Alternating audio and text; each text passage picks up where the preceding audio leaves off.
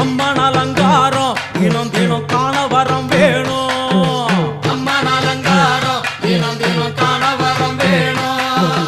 அம்மன் அலங்காரம் கண்டு விட்டா நம்ம குறை தீரும். அம்மன் அலங்காரம் கண்டு விட்டா நம்ம குறை தீரும். அம்மனுக்கு விரதம் ஆதி முதல் இன்று வரை வழக்கம். அம்மனுக்கு விரதம் ஆதி முதல் இன்று வரை வழக்கம்.